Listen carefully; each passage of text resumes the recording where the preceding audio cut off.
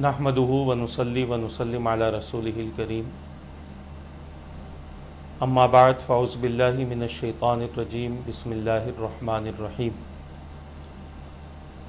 یا ایہا الذین آمنوا کتب علیکم الصیام کما کتب علی الذین من قبلکم لعلکم تتقون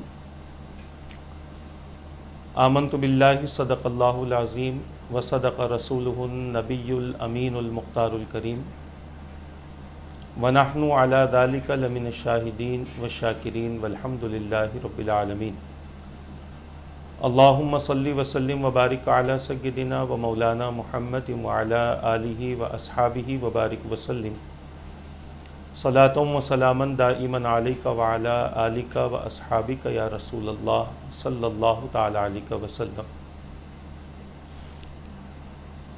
عزیزان ملت اسلامیہ، محترم ناظرین و سامعین کرام، قرآن کریم کے دوسرے پارے کے 7ویں رکوع کی ابتدائی آیت کو تلاوت کرنے کا میں نے شرف حاصل کیا ہے۔ اللہ تبارک و تعالیٰ کا ارشاد پاک ہو رہا ہے، جس کا معنی اور مفہوم یہ ہے: اے ایمان والو، تم پر روزے فرض کیے گئے ہیں جیسا کہ تم سے پچھلی امتوں پر روزے فرض کیے گئے تھے، تاکہ تم متقی بن جاؤ۔ اسی معنی اور مفہوم کے تحت سلسلہ وار نشستیں ہو رہی ہیں۔ اب تک آپ نے اس حوالے سے رمضان کا استقبال کیسے کیا جائے، رمضان کے مہینے کی فضیلت کیا ہے، ماہ رمضان میں کس طرح سے روزہ رکھا جائے، اس کی فضیلت کیا ہے، اس کے انعامات کیا ہیں، روزہ چھوڑنے والے کو کتنا بڑا نقصان ہے، الحمدللہ کما حقہ اس حوالے سے آپ کے سامنے گفتگو کی گئی۔ آج اس آیت مبارکہ کے آخری حصے پر انشاءاللہ ہم گفتگو کریں گے، جو کہ روزے کی اصل ہے، جس کو اللہ تبارک و تعالیٰ نے تقویٰ فرمایا۔ تقویٰ کسے کہتے ہیں؟ اکابرین نے اس کے کیا معانی اور کیا مفاہیم بیان کیے ہیں، اور پھر کوئی بندہ متقی ہے، اس کے بارے میں جاننا ہو تو اس کے اندر کیا کیفیتیں دیکھی جا سکتی ہیں، اور اسی کے ساتھ ساتھ تقوی کے متعلق ہمارے اکابرین کی کیفیتیں کیا تھیں، انہوں نے کس طریقے سے اپنے اندر اللہ تبارک و تعالیٰ کا ڈر پیدا کر رکھا تھا، اس حوالے سے انشاءاللہ سلسلہ وار نشستیں ہوں گی۔ اس کو طویل کرنے کا مقصد صرف اور صرف یہی ہے کہ ایمان کے بعد اللہ تبارک و تعالیٰ کے یہاں کسی چیز کی سب سے زیادہ اہمیت ہے تو وہ تقویٰ ہے۔ اسی تقوی کی بنیاد پر بندہ عمل صالح کرتا ہے، نیک اعمال کرتا ہے، برے اعمال سے بچتا ہے، حلال کام کرتا ہے، حرام چیزوں سے بچتا ہے۔ جس کے اندر تقویٰ ہے اس کا ایمان سلامت ہے، اور جس کے اندر تقویٰ نہیں ہے اس کے ایمان میں خرابی بھی ہم کہہ سکتے ہیں، یا اس کا ایمان ڈگمگا سکتا ہے۔ اسی لیے قرآن مقدس میں کئی مقامات پر اللہ تبارک و تعالیٰ نے ایمان کے ساتھ ساتھ تقوی کا ذکر فرمایا۔ تقوی کہتے ہیں عام زبانوں میں کہ اللہ تبارک و تعالیٰ سے ڈرنا، اللہ تبارک و تعالیٰ کی محبت میں گناہوں کو چھوڑ دینے کا نام تقویٰ ہے۔ اور جس کے اندر تقویٰ پیدا ہو جاتا ہے، اللہ تبارک و تعالیٰ اس بندے سے محبت فرماتا ہے۔ جس کے اندر تقویٰ پیدا ہو جاتا ہے، اللہ تبارک و تعالیٰ کی معیت اس بندے کو نصیب ہوتی ہے، جس کے اندر تقوی پیدا ہو جاتا ہے، اللہ تبارک و تعالیٰ کا وہ ولی اور مقرب بن جاتا ہے، اس لیے کہ اولیاء اللہ کی پہچان، ان کی علامت یہی ہے کہ وہ ایمان میں بھی کامل ہوتے ہیں اور ان کا تقوی بھی بڑا گہرا اور بڑا مضبوط اور کمال تک پہنچا ہوا ہوتا ہے۔ انشاءاللہ جب ہم واقعات بیان کریں گے، صحابہ کرام کے تقوی کے حوالے سے واقعات بیان ہوں گے انشاءاللہ، تابعین کے، تبع تابعین کے، اللہ تبارک و تعالیٰ کے محبوب اور مقرب بندوں کے جب آپ واقعات سنیں گے تو ہمیں خود احساس ہوگا کہ وہ لوگ تقوی کے کس منزل پر پہنچے ہوئے تھے اور کس کمال تک ان کا تقوی پہنچا ہوا تھا۔ آج سب سے پہلے ہم اس کا مختصر سا خلاصہ کر دیں، اور یہ چیز بہت ضروری ہے، یہ بات ذہن میں رکھ لیں، اور یہ چیز پیدا ہوتی ہے، اللہ تبارک و تعالیٰ نے خود بیان فرما دیا کہ تم روزہ رکھو، تمہارے اندر خود بخود یہ چیز پیدا ہونی شروع ہوگی۔ روزے سے تقوی کا تعلق یہ ہے کہ بندہ حالت روزہ میں اللہ تبارک و تعالیٰ سے جس قدر ڈرتا ہے، روزہ نہ رہے یعنی روزے کی حالت میں نہ رہے تو اتنا خوف اللہ کا اس بندے کے اندر نہیں ہوتا۔ اس بندے کی کیفیت یہاں تک ہو جاتی ہے حالت روزہ میں کہ بند کمرے میں بھی آپ اسے کھانا دے دیں، بند کمرے میں بھی آپ اسے پانی دے دیں، بند کمرے میں آپ اپنے چھوٹے سے بچے کو جو سخت گرمی میں روزہ رکھا ہوا ہے، 7 8 9 سال کا لڑکا ہے، آپ دروازہ بند کر کے اس کے لیے کھانا پانی، اس کی محبوب غذائیں بھی اس کے سامنے رکھ دیں، اور پھر تھوڑی دیر بعد آپ دروازہ کھولیں، وہ چیز جیسی کی ویسی ہی باقی رہے گی، وہ اس کو ہاتھ تک نہیں لگائے گا۔ آپ پوچھیں اس سے تم نے کیوں نہیں کھایا جبکہ ہم نے دروازہ بھی بند کر دیا تھا، کوئی نہیں دیکھ رہا تھا، تو وہ چھوٹا سا لڑکا بھی کہتا ہے کہ اللہ تعالیٰ تو دیکھ رہا،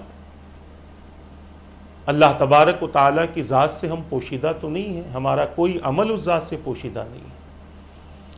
اسی طرح بندہ بہت سارے گناہوں سے حالت روزہ میں اپنے آپ کو بچا کر رکھتا ہے، بہت سارے گناہوں سے بچاتا ہے، ظالم ظلم سے بچاتا ہے، جابر جبر سے بچاتا ہے، فتنہ کرنے والا فتنے سے بچاتا ہے اپنے آپ کو، حسد کرنے والا کوشش کرتا ہے کہ کوئی عمل حالت روزہ میں مجھ سے ایسا نہ ہو کہ جو اللہ تبارک و تعالیٰ سے بے خوف ہونے کا سبب بنے اور جس کی بنیاد پر میں اللہ کی بارگاہ کا مجرم بن جاؤں اور میرے روزے خراب ہو جائیں۔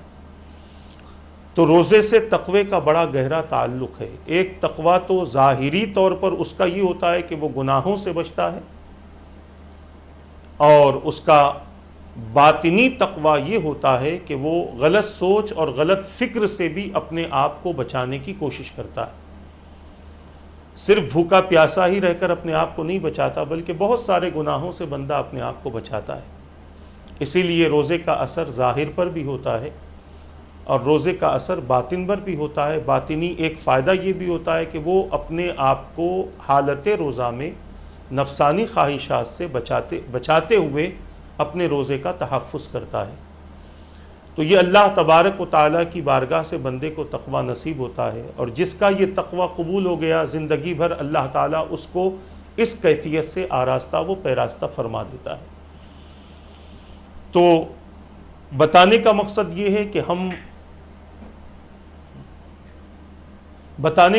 یہ ہے کہ ہم اپنے آپ کو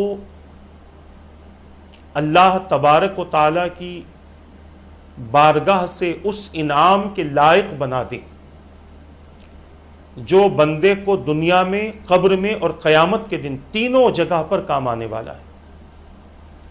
اسی لیے میں نے آغاز ہی میں عرض کر دیا کہ اس کو ہم کچھ تفصیل کے ساتھ میں اس کا انشاءاللہ سلسلہ جاری کریں گے، اور تفصیل کا مطلب یہ نہیں کہ بہت زیادہ تفصیل ہوگی، مختصر سی تفصیل ہوگی، 2 یا 3 نشستیں ہوں گی۔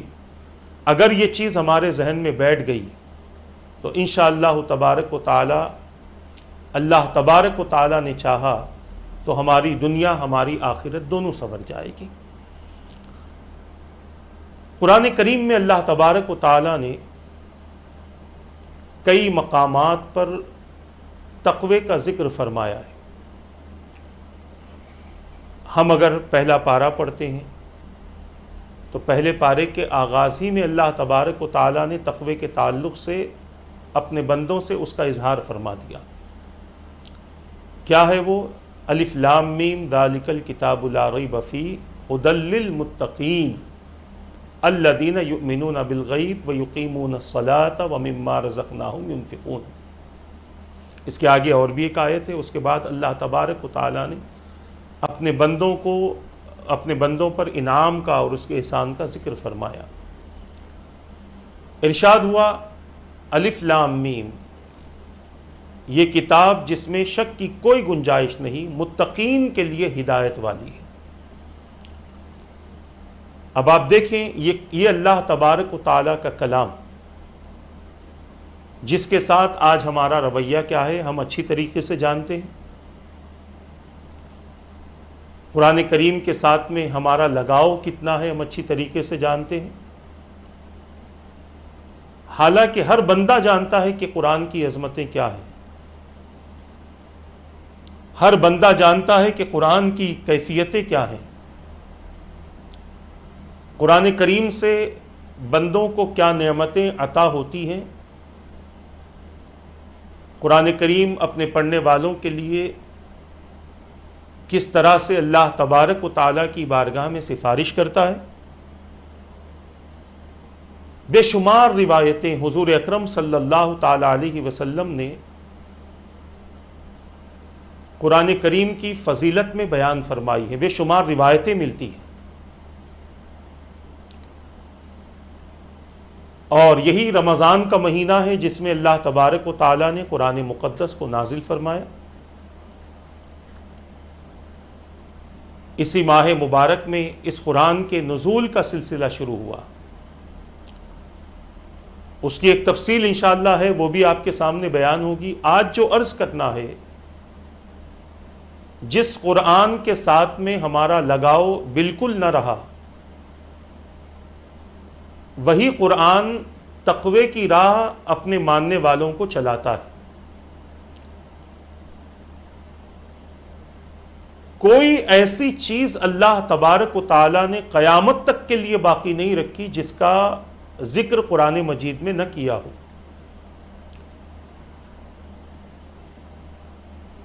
انسان کی ساری زندگی سنورتی ہے اسی اللہ تبارک و تعالیٰ کے کلام سے۔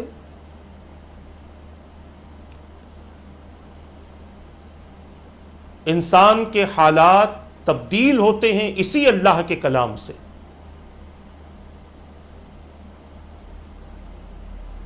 انسان اگر اپنی طبیعتوں میں تبدیلی چاہتا ہے، اور وہ یہ چاہتا ہے کہ اس کی توجہ شریعت کی طرف ہو، اللہ تبارک و تعالیٰ کے احکام کی طرف ہو، عبادتوں میں اس کا دل لگے،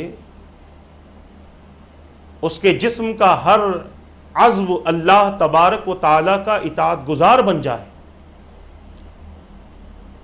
تو پھر اسے چاہیے کہ وہ اللہ تبارک و تعالیٰ کے مقدس کلام کی طرف توجہ کرے۔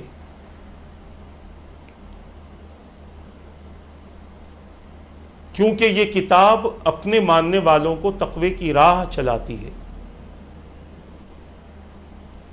اس کتاب کا پڑھنے والا، اس پر عمل کرنے والا، اس کو سمجھ کر اپنی زندگی گزارنے والا کبھی گمراہ نہیں ہوتا۔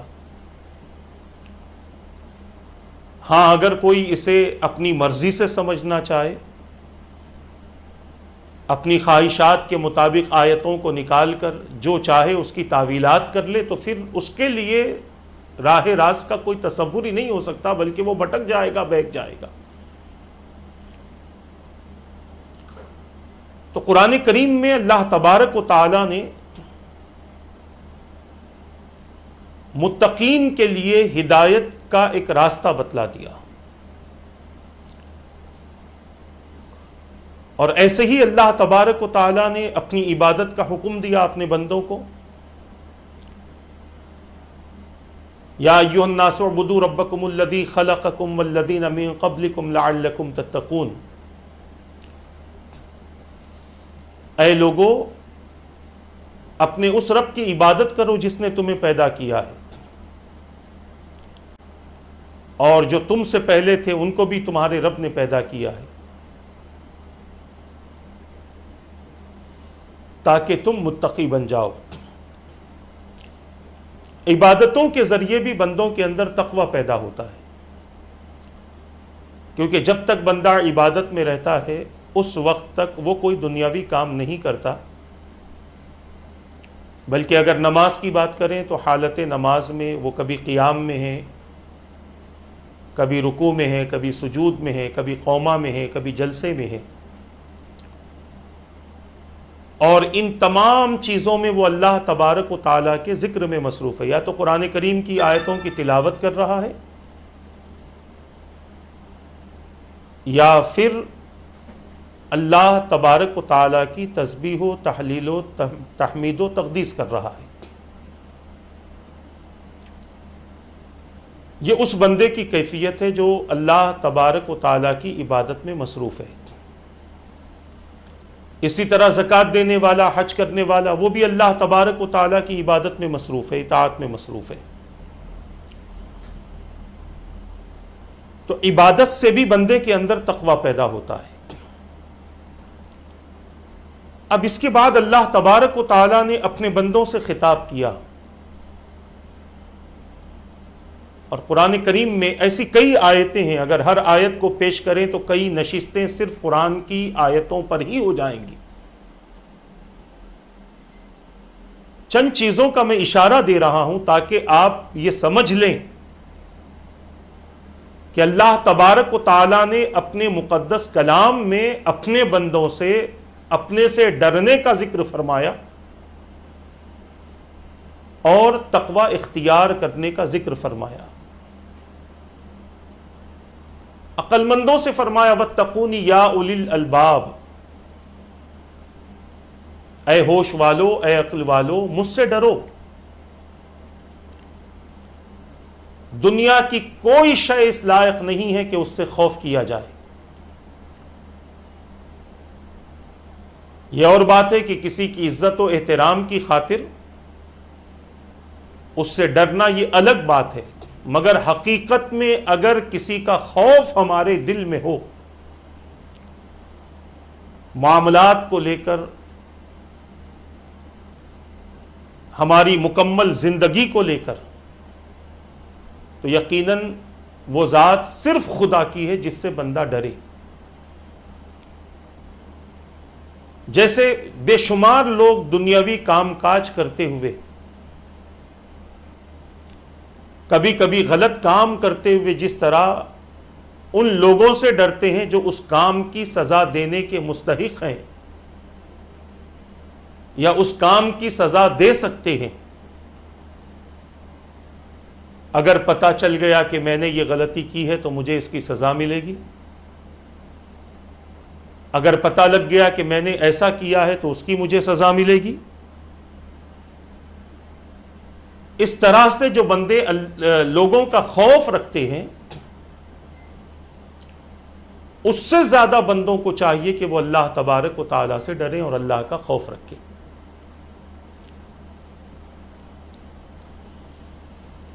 اس لیے رکھیں کہ وہ قادر مطلق ہے، وہ ہمارا رب ہے، اور اس کی بارگاہ میں اگر کوئی بندہ اس طرح سے پہنچتا ہے کہ اس نے بہت سارے جرم کیے ہوئے ہیں، تو اس بات کو ذہن میں رکھ لیں کہ اللہ تبارک و تعالیٰ کی طرف سے جو سزائیں متعین کی گئی ہیں وہ کبھی ختم نہ ہونے والی سزائیں ہیں۔ کسی کو اس کے جرم کی مختصر سی سزا دے دی جائے گی،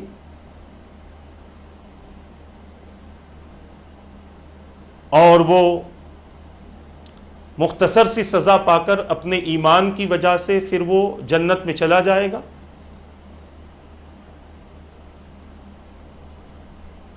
بعض وہ افراد ہوں گے جنہیں دائمی اللہ تبارک و تعالیٰ کے عذاب میں گرفتار ہونا پڑے گا، یا اپنے گناہوں کی زیادتی کی وجہ سے بہت زیادہ وقت جہنم میں گزارنا پڑے گا. اور یہ بات ذہن میں رکھ لیں، جہنم میں کہیں چھپنے کی جگہ نہیں ہے، کہیں بچنے کی جگہ نہیں ہے. اسے جس مقصد کی خاطر پیدا کیا گیا وہ اپنے مقصد کو پورا کرتا ہے.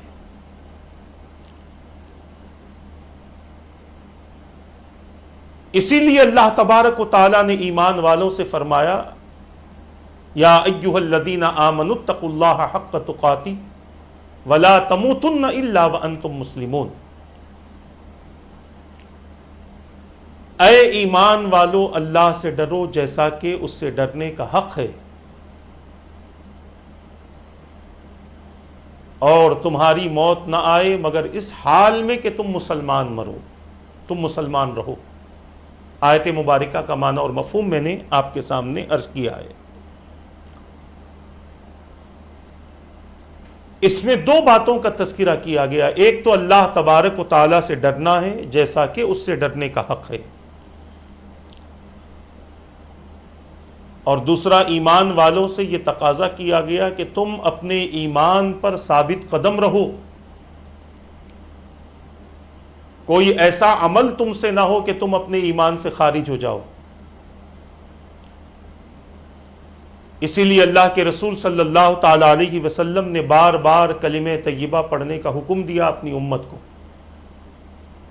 اپنے ایمان کو تازہ کرتے رہنے کا حکم دیا.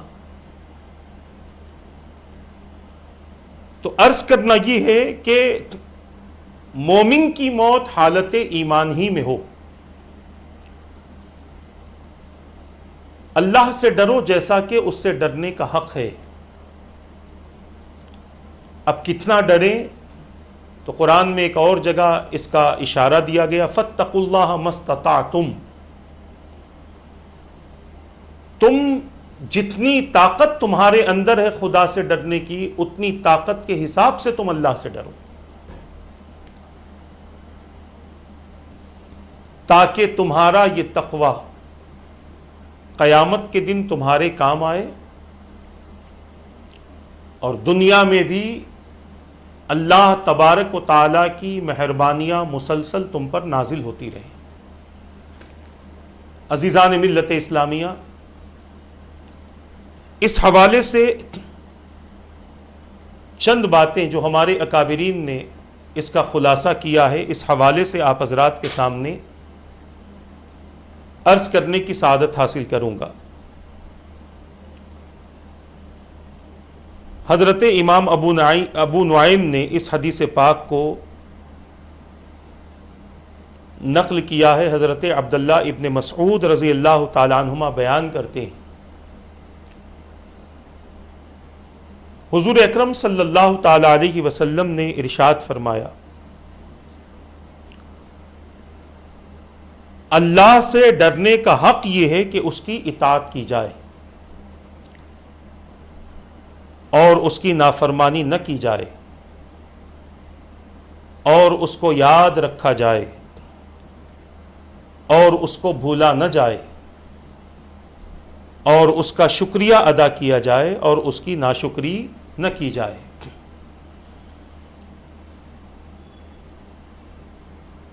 یہ رسول پاک صلی اللہ تعالی علیہ وسلم کا فرمان مبارک ہے.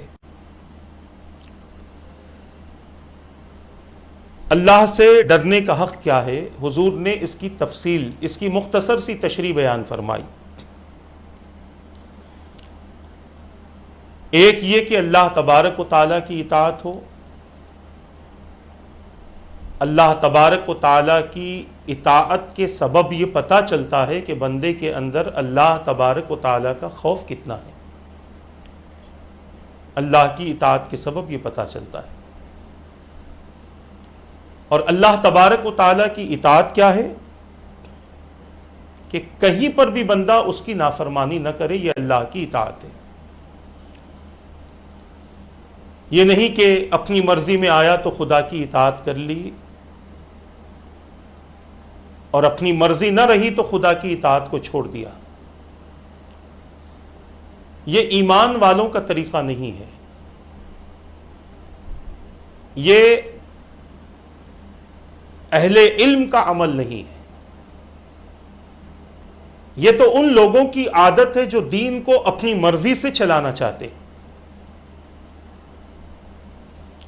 اسلام کو، شریعت کو اپنے تابع رکھنا چاہتے ہیں۔ یہی وجہ ہے کہ آج دنیا میں بے شمار اس قسم کے لوگ بھی پائے جاتے ہیں جو دین کو اپنی سمجھ کے تابع رکھے ہوئے ہیں اور اسی حساب سے اپنا وقت گزار رہے ہیں۔ 5 وقت کی نماز کا حکم دیا گیا تو لوگ اپنی مرضی کے حساب سے کوئی 2 وقت پڑھتا ہے، کوئی 1 وقت پڑھتا ہے، کوئی 5 وقت نہیں پڑھتا، اور کبھی طبیعت کرتی ہے تو مسجد کی طرف آ جاتے ہیں۔ یہ اطاعت نہیں ہے، یہ اپنی نفسانی خواہشات کی اتباع ہے۔ اسی طرح رمضان کے مہینے میں روزوں کا حکم دیا گیا تو انسان اپنی مرضی کے مطابق روزے رکھ رہا ہے، سب کی بات نہیں کر رہا ہوں، الا ماشاء اللہ بہت سارے ایسے بھی افراد ہیں جو مسلسل روزے کی حالت میں رمضان کا مہینہ گزارتے ہیں۔ اسی طرح رمضان میں نماز تراویح کا حکم دیا گیا تو تراویح کے ساتھ ہمارا کیا رویہ ہے ہم اچھی طریقے سے جانتے ہیں۔ کوئی تو پڑھتا ہی نہیں ہے، وہ سمجھتا ہے کہ تراویح ہمارے لیے نہیں ہے، اور اس میں بعض علماء سو کے بھی بہت ساری ایسی حرکتیں ہیں کہ جن کے اختلافات کی وجہ سے قوم اللہ اور اس کے رسول کے احکامات سے دور ہوتی جا رہی ہے۔ کسی نے کہہ دیا تراویح سنت ہی نہیں ہے، حضور نے ادا ہی نہیں کی ہے، حضور نے تو قیام اللیل کیا ہے۔ کسی نے کچھ کہا، کسی نے کچھ کہا، اب عوام کا ذہن منتشر ہو گیا، اسی لیے بہت سارے لوگوں نے اس نرمی پر عمل کیا، اس بات پر عمل کیا جو ان کی مرضی کے موافق ہو گئی، یعنی تراویح سنت ہے ہی نہیں تو پڑھ کے کیا کریں۔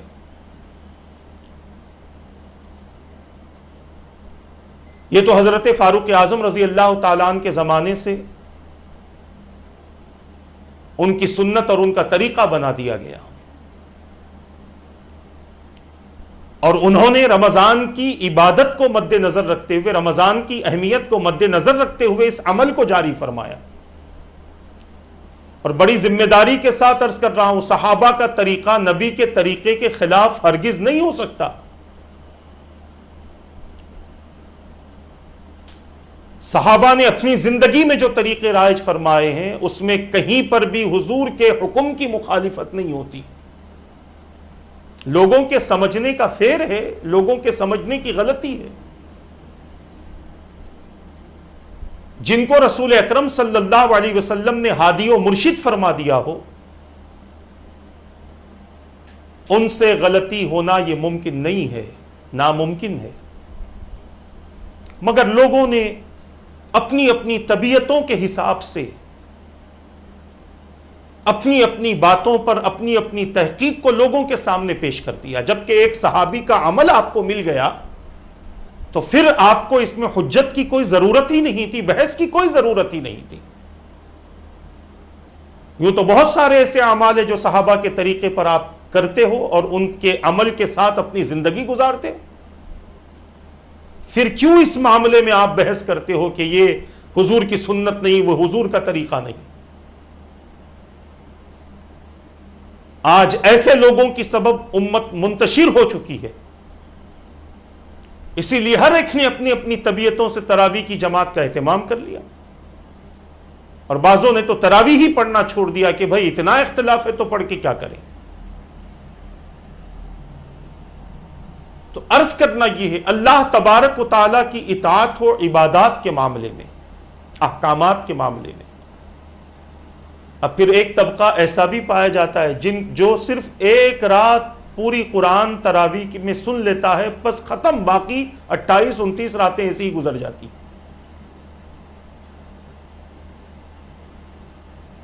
کچھ لوگ ان میں ایسے ہیں جو 3 راتیں قرآن سنتے ہیں، 2 راتیں سنتے ہیں.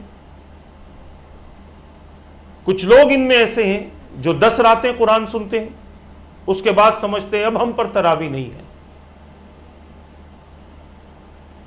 یہ تراویح میں قرآن پڑھ کر سن کر ایک سنت آپ نے ادا کی ہے، مگر تراویح پورا مہینہ آپ کو پڑھنا یہ ضروری ہے، اس کو پڑھا جائے. اسی کے بارے میں تو حضور اکرم صلی اللہ تعالی علیہ وسلم نے ارشاد فرمایا من قام رمضان ایمانا واحتسابا غفر له ما تقدم من ذنبه.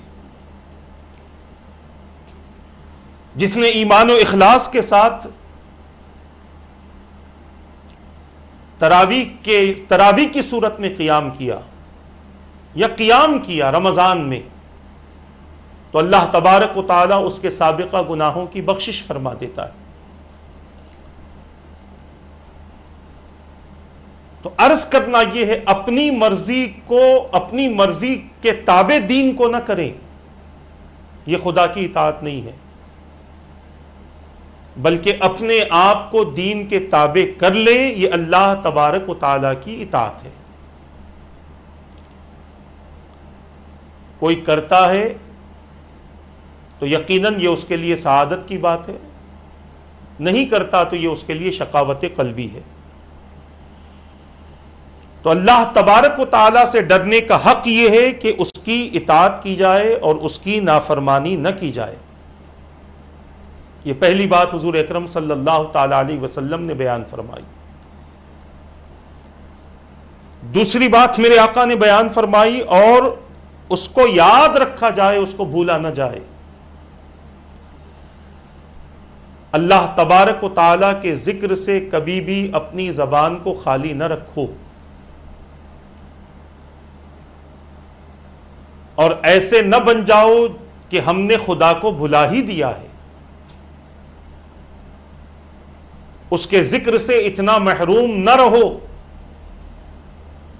کہ اللہ تبارک و تعالیٰ کی یاد تک ہمیں نہ آئے.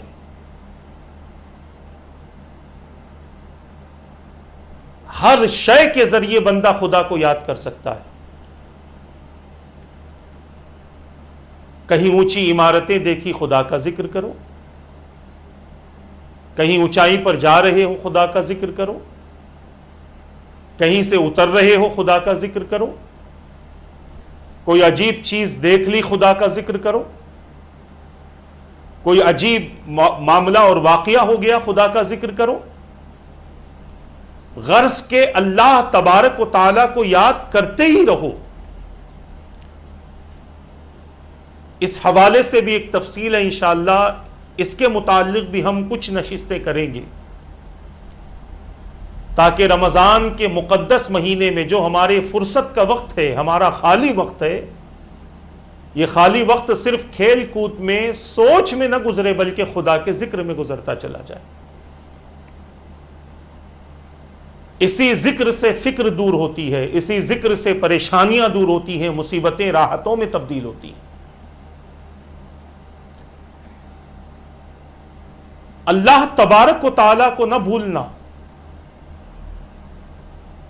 کیونکہ بندہ یہاں پر خدا کو بھول گیا تو قیامت کے دن خدا کی رحمت کا سہارا بندے کو نہیں ملے گا.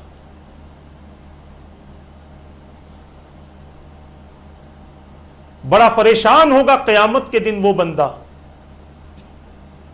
جو دنیا میں اللہ تبارک و تعالیٰ کے ذکر سے اپنے آپ کو محروم رکھتا تھا. اسی لیے خدا کے ذکر سے اپنے دل کی دنیا کو بھی آباد کرو اور اپنی آخرت کو سنوارنے کی بھی کوشش کرو. اللہ تبارک و تعالیٰ کے ذکر سے اپنی زبان کو خالی نہ رکھو. اسی طرح اللہ کے رسول صلی اللہ علیہ وسلم نے ارشاد فرمایا اور اس کا شکریہ ادا کیا جائے، اس کی ناشکری نہ کی جائے. بندوں کو جو کچھ مل رہا ہے یہ اللہ تبارک و تعالیٰ کی نعمت ہے، اور ہر نعمت پر بندے کو خدا کا شکر ادا کرنا چاہیے. وَأَمَّا بِنِعْمَةِ رَبِّكَ فَحَدِّثْ. اپنے رب کی نعمتوں کا خوب خوب چرچا کرو، اللہ تبارک و تعالیٰ کے شکر گزار بندے بنو، ناشکری کرنے والے نہ بنو، ہر حال میں الحمدللہ کہتے رہو۔ کیسے ہیں؟ الحمدللہ۔ کیسی زندگی گزر رہی ہے؟ الحمدللہ علی کل حال، ہر حال میں میرے رب کی تعریف ہے، میرے رب کا شکر ہے۔ کیونکہ جب بندہ اپنی تمام کیفیات کو اللہ کی طرف رجوع کر دیتا ہے، اپنے تمام حالات کو خدا کی طرف رجوع کر دیتا ہے، تو اللہ تبارک و تعالی اس بندے کو پریشان نہیں رکھتا، بلکہ اس بندے کو سکون اور بے شمار اپنی نعمتیں عطا فرماتا ہے۔ اسی لیے اللہ نے فرمایا فاذکرونی اذکرکم واشکروا لی ولا تکفرون، تم میرا ذکر کرو میں تمہیں یاد کروں گا، اور تم میرا شکر ادا کرو، میری ناشکری نہ کرو۔ اللہ نے دیا ہے تب بھی اللہ کا شکر ادا ہو، اور ظاہری طور پر کچھ چیزیں نہیں ملتی تو ناشکری نہ کرو، کیونکہ اللہ تبارک و تعالیٰ کی سب سے بڑی جو نعمت ہمارے لیے وہ ہماری زندگی ہے، ہماری سانسوں کا آنا جانا ہے۔ بندوں کو تو یہ چاہیے تھا کہ ہر آنے والی سانس اور ہر جانے والی سانس پر خدا کا ذکر کرتا، کیونکہ آنے والی نہ آتی، جانے والی نہ جاتی تو بندہ رہتا ہی نہیں۔ پوری زندگی اگر بندہ خدا کا شکر ادا کر لے، پوری زندگی اس شکریہ کے طور پر بندہ خدا کی عبادت بھی کرتا رہے، پھر بھی اللہ تبارک و تعالیٰ کی نعمتوں کا بندہ حق ادا نہیں کر سکتا۔ اور پھر رب نے اپنے بندوں سے فرما بھی دیا ہے لئن شکرتم لازیدنکم، اگر تم میرا شکر ادا کرو گے تو میں تمہیں ضرور زیادہ عطا کروں گا۔ زیادتی کی تمنا ہے تو اللہ تبارک و تعالیٰ کا شکر ادا کیا جائے، اس کی ناشکری نہ ہو۔ یہ حدیث پاک کا مختصر سا میں نے خلاصہ کیا ہے۔ حضرت سیدنا ابن عباس رضی اللہ تعالی عنہما ارشاد فرماتے ہیں، آپ نے جب اللہ تبارک و تعالیٰ سے ڈر کے متعلق گفتگو کی تو آپ نے ارشاد فرمایا اللہ سے اور اللہ سے اس طرح ڈرنا جس طرح ڈرنے کا حق ہے۔ اس کا معنی یہ ہے کہ اللہ کی راہ میں کما حقہ محنتیں اور کوششیں کی جائیں، اور اس سلسلے میں انسان کسی ملامت کرنے والے کی ملامت سے نہ ڈرے، اس کی پرواہ نہ کرے، اور عدل و انصاف قائم کیا جائے، خواہ وہ فیصلہ اس کے ماں باپ اور اس کی اولاد کے خلاف ہو، اور حق بات کہنے میں کسی کی پرواہ نہ کی جائے، اور اللہ کے تمام احکامات کی اطاعت کی جائے، اور اس کی تمام نافرمانیوں سے اجتناب کیا جائے۔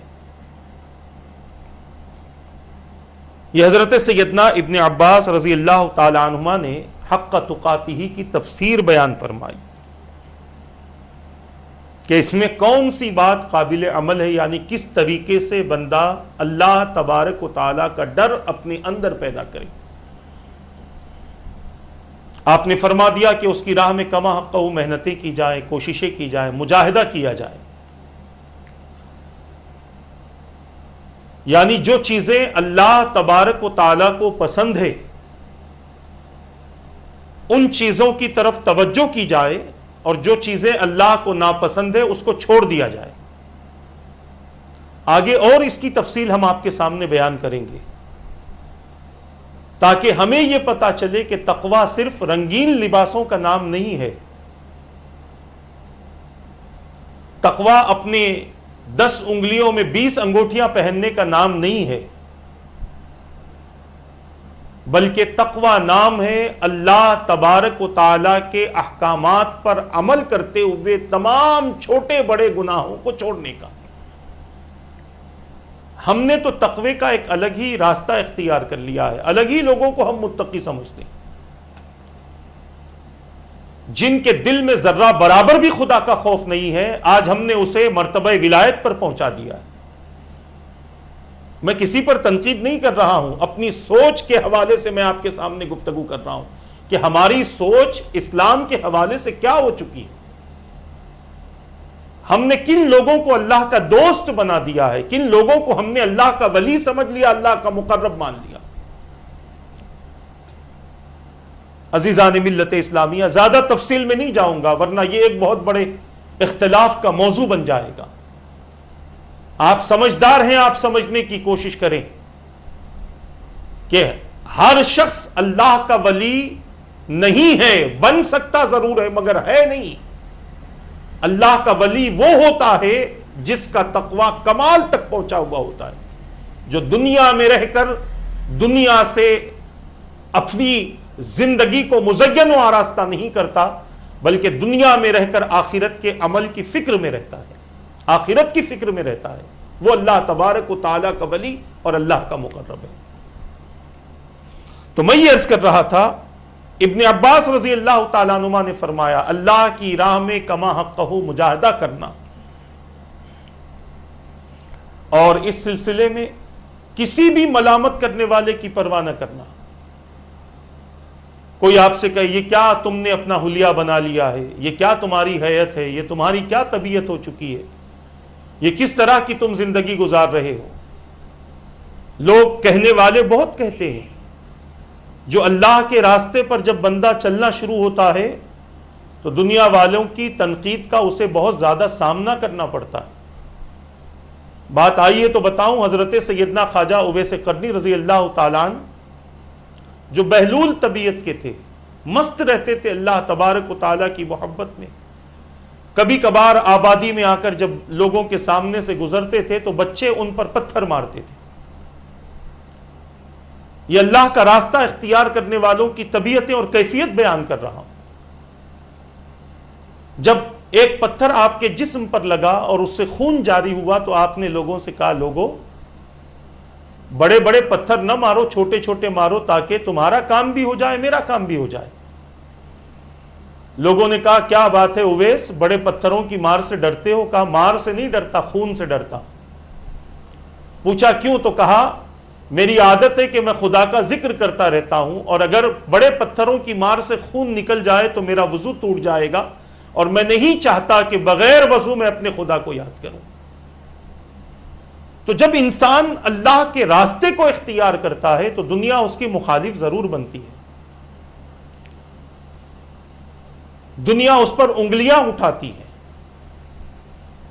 دنیا اسے برا بھلا کہنے کی کوشش کرتی ہے، اور ایک وقت آتا بھی ہے جب یہی دنیا اپنی مصیبتوں اور اپنی تکلیفوں میں اسی کی طرف لوٹتی ہے اور اس سے دعاؤں کی گزارشات بھی کرتی ہے۔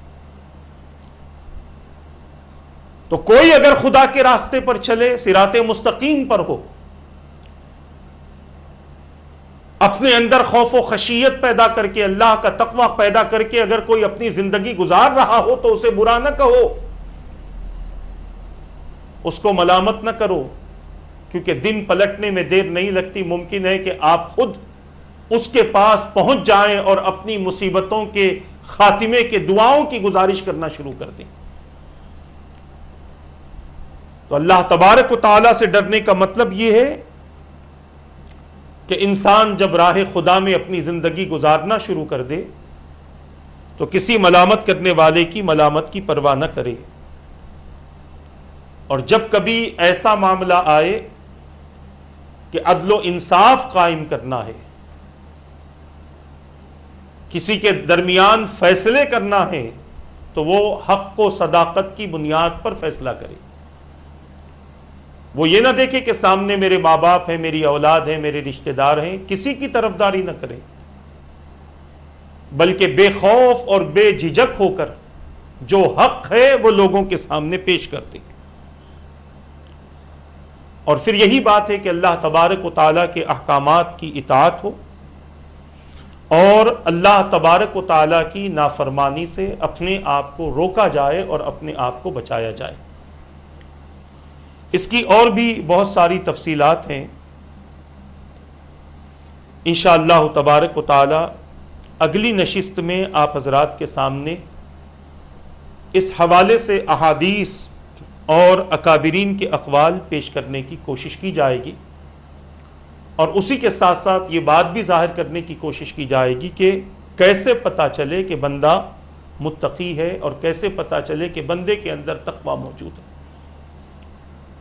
عزیزان ملت اسلامیہ، یہ ابھی اس کا آغاز ہوا ہے، اور اس کو آپ نہ صرف سنیں بلکہ اگر میں کہوں کہ یوٹیوب وغیرہ پر سن رہے ہیں تو آپ ان نشستوں کو ضرور اپنے ساتھیوں میں شیئر کریں۔